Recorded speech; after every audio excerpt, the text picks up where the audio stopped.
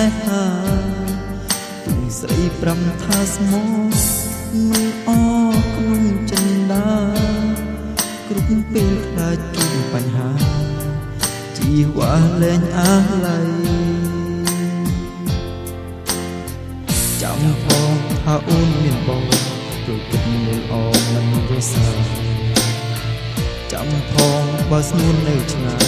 កុំទុកបងក្រៅចិត្តថ្លៃធុញទ្រាន់ដែរទេ